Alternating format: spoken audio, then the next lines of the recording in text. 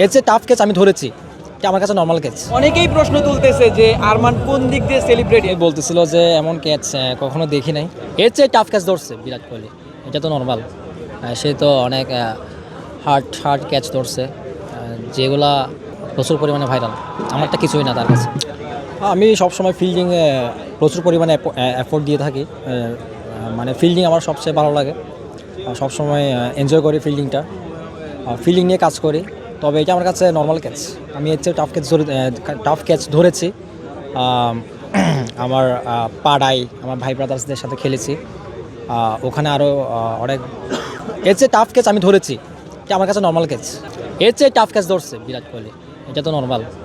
সে তো অনেক hard catch ধরছে, যেগুলা প্রচুর পরিমাণে ভাইরাল। আমারটা কিছুই না তার কাছে।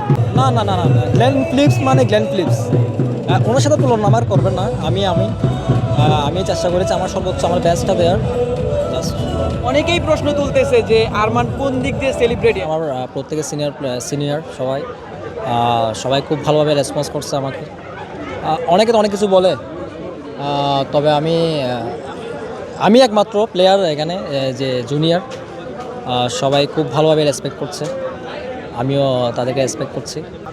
কথা হয়েছে তার গত ম্যাচ তাদের সাথে খেলেছিলাম। তিনি আমার প্রশংসা করছিল আমার ক্যাচের ব্যাপারে, ওনার ওয়াইফ সহ ছিল। উনি বলতেছিল যে এমন ক্যাচ কখনো দেখি নাই, এটা বেস্ট ক্যাচ ছিল আমার দেখায়। এগুলো আমাকে ইন্সপায়ার করছে। ইনশাল্লাহ আমরা চ্যাম্পিয়ন হব, ফাইনাল তো খেলবোই, চ্যাম্পিয়ন ইনশাল্লাহ হয়ে যাবো। অনেক খুব ভালোভাবে এনজয় করেছি ম্যাচটা, পুরোপুরিভাবে। ইচ্ছে ছিল ম্যাচটা ফিনিশ করে আসার। আনফর্চুনেটলি আউট হয়ে গেছি, পারি নাই। তবে দল জিতছে, এটা আমার কাছে অনেক বড় ব্যাপার।